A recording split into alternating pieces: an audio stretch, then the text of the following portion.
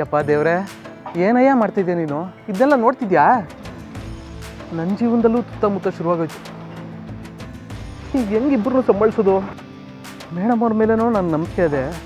ಅವ್ರ ಆಸೆ ಪಟ್ಟಂಗೆ ಅವ್ರನ್ನ ಸೊಸೆ ಅಂತ ಒಪ್ಕೊಂಡ್ಬಿಟ್ರೆ ಅಷ್ಟೇ ಸಾಕು. ನೋಡೋಣ ಏನು ಮಾಡ್ತಾರೆ. ಆದರೆ ಅದು ಅಷ್ಟು ಸುಲಭ ಅಲ್ಲ.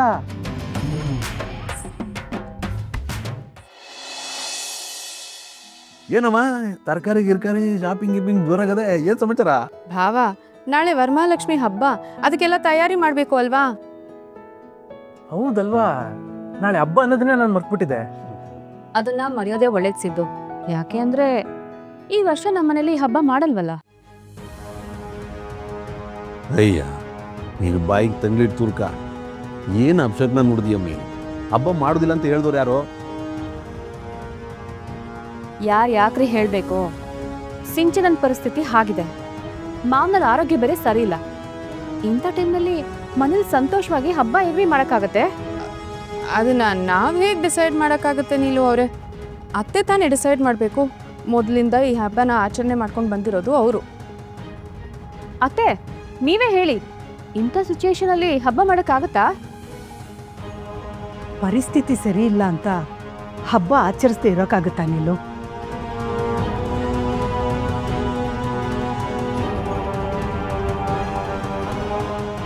ಹಬ್ಬ ಹರಿದಿನಗಳು ಇರೋದೇ ನಮ್ಮ ನೋವು ಕಷ್ಟಗಳನ್ನು ಮರೆತು ನಾವೆಲ್ಲರೂ ಸಂತೋಷವಾಗಿರಬೇಕು ಅಂತ. ಅದನ್ನೇ ಕೈ ಬಿಟ್ಟರೆ ಹೇಗೆ ಹೇಳು? ಸರಿಯಾಗಿ ಹೇಳ್ದೆ ಕಣವ. ಹಬ್ಬ ಮಾಡೋದ್ರಿಂದ ನಮ್ಮ ಸಿಂಚನ ಒಸಿ ಗೆಲುವಾಯ್ತಾಳೆ. ಅಪ್ಪ ಹಿಂಗೂ ಸಮಾಧಾನ ಆಯ್ತದೆ. ಅವ್ವ, ಯಾರು ಬೇಡ ಅಂದ್ರು ಈ ಹಬ್ಬ ಮಾಡದೆ ಕಣವ. ಅಪ್ಪಾಜಿ, ನೀವ್ಯಾಕೆ ಬರಕ್ಕೆ ಹೋದ್ರಿ? ಇನ್ನೂ ಸ್ವಲ್ಪ ರೆಸ್ಟ್ ಮಾಡೋದಲ್ವಾ? ಎಷ್ಟೊತ್ತು ಅಂತ ಮನೆ ಕಳಕಾಯ್ತದಲ್ಲ, ಏನೋ ಶಬ್ದ ಬತ್ತಿತ್ತಲ್ಲ, ಯಾರೋ ಕೂಗಾಡ್ತವ್ರೆ ಅಂತ ನೋಡೋಣ ಅಂತ ಬಂದೆ. ಮನೆ ಹಿರಿ ಸೊಸೆ ಹಬ್ಬ ಮಾಡೋದು ಬೇಡ ಅಂತ ಹೇಳ್ತಿದ್ದಾಳೆ. ಕಿರಿ ಸೊಸೆ ಹಬ್ಬ ಆಚರಿಸೋಣ ಅಂತ ಹೇಳ್ತಿದ್ದಾಳೆ. ಇದಕ್ಕೆ ನೀವೇನು ಹೇಳ್ತೀರಾ ರೀ? ಏನಂತ ಹೇಳೋದಮ್ಮೆ? ಇಲ್ಲಿ ಕಿರಿ ಸೊಸೆ ಹಿರಿ ಸೊಸೆ ಅನ್ನೋದಕ್ಕಿಂತ ನಾವು ಆಚರಣೆ ಮಾಡ್ಕೊಂಬಂದಿರೋ ಹಬ್ಬ ನಿಲ್ಸಕ್ಕಾಯ್ತದೆ ನಮ್ಮೆ. ಅದೇನೇ ಆಗಲಿ ಹಬ್ಬ ಮಾಡೋದೇ.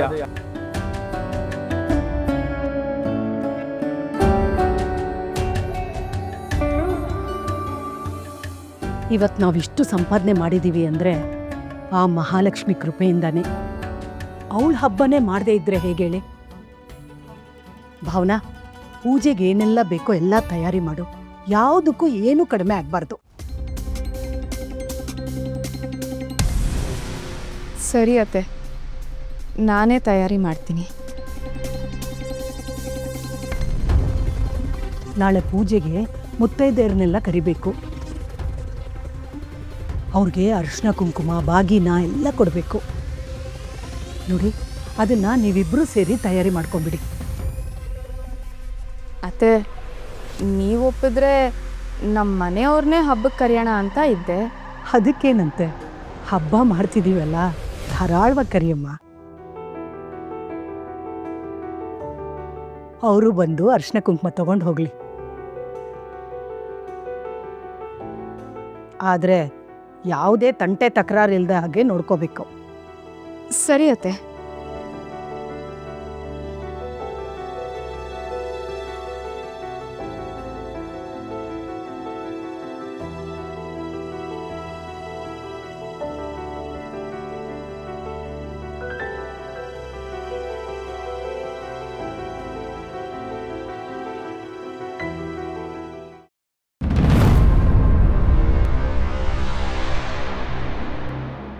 ನೀಲು, ಯಾಕಮ್ಮಿ ಹಿಂಗೆ ಕೋಪ ಮಾಡ್ಕೊಂಡು ಓಡಾಡ್ತಾ ಇದೀಯಾ?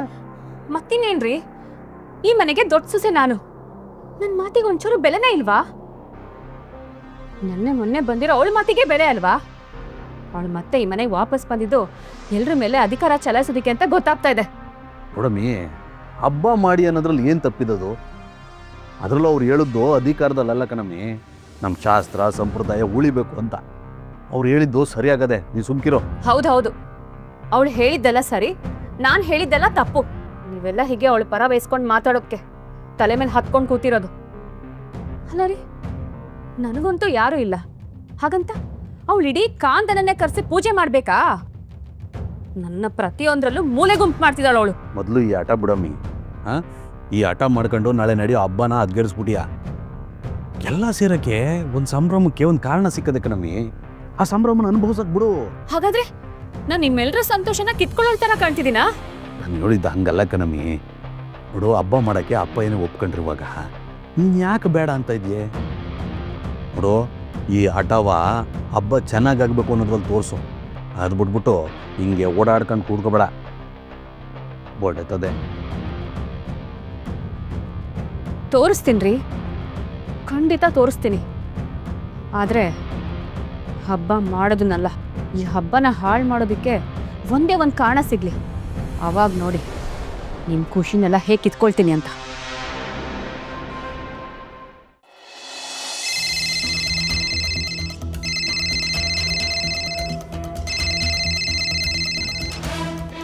ಜಾನು, ವೀಣಾ, ಯಾರಾದ್ರೂ ಒಬ್ರು ಬನ್ನಿ ಬೇಗ.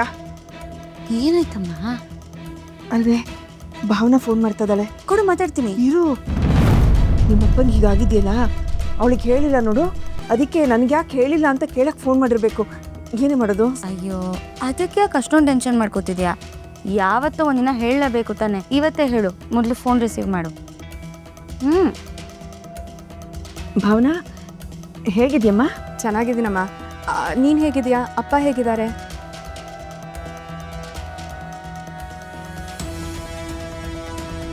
ಚೆನ್ನಾಗಿದ್ದಾರಮ್ಮ. ಅಮ್ಮ, ಒಂದು ಖುಷಿ ವಿಷಯ, ನಾಳೆ ನಮ್ಮ ಮನೆಯಲ್ಲಿ ವರಮಹಾಲಕ್ಷ್ಮಿ ಹಬ್ಬ ಮಾಡ್ತಿದ್ದೀವಿ, ನೀವೆಲ್ಲರೂ ಬರಬೇಕು. ಭಾವನಾ, ಅದು ಅಕ್ಕ, ನೀನೇನು ಯೋಚನೆ ಮಾಡಬೇಡ, ನಾವೆಲ್ಲರೂ ಬರ್ತೀವಿ. ನೀನು ಅಲ್ಲೇ ಇದೆಯಾ? ಮೊದಲು ಅಮ್ಮಂಗೆ ಫೋನ್ ಮಾಡಿಬಿಟ್ಟು ಆಮೇಲೆ ನಿನಗೆ ಮಾಡೋಣ ಅಂತ ಅಂದ್ಕೊಂಡೆ. ನೋಡು, ಯಾರೂ ಮಿಸ್ ಮಾಡೋ ಹಾಗಿಲ್ಲ. ಬೆಂಕಿ ಅಣ್ಣ ಅವ್ರ ಅಮ್ಮನ್ನ ಎಲ್ಲ ಕರ್ಕೊಂಬರ್ಬೇಕು. ಭಾವನಾ,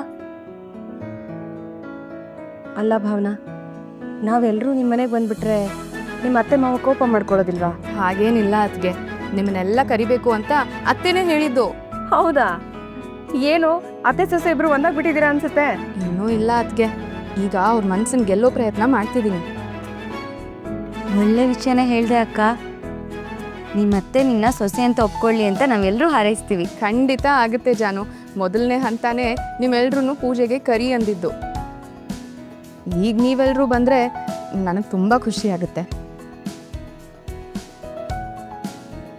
ಲಕ್ಷ್ಮತೆ, ನಾಳೆ ನೀವು ಯಾವುದೇ ಕಾರಣಕ್ಕೂ ತಪ್ಪಿಸ್ಕೋಬಾರ್ದು. ನಾಳೆ ನೀವೆಲ್ಲರೂ ಬಂದು ಅರ್ಶಿನ ಕುಂಕುಮದ ಜೊತೆಗೆ ಬಾಗಿನಾನು ತೊಗೊಂಡೋಗ್ಬೇಕು. ಇಲ್ಲದೆ ಹೋದ್ರೆ ನಾನು ನಿಮ್ಮ ಹತ್ರ ಮಾತಾಡೋದಿಲ್ಲ. ಸಿದ್ದು, ನೀವು ಇಷ್ಟೊಂದು ಖುಷಿಯಿಂದ ಕರಿತಿದ್ದೀರಾ ಅಂದಮೇಲೆ ಬರದೇ ಇರ್ತೀವಾ? ಖಂಡಿತ ನಾವೆಲ್ಲರೂ ಬರ್ತೀವಪ್ಪ. ಸರಿ ಅತ್ತೆ, ಕೊಡ್ತೀನಿ ನೋಡಿ. ಸರಿ ಅಮ್ಮ, ಮಿಸ್ ಮಾಡದೆ ಪೂಜೆಗೆ ಬನ್ನಿ.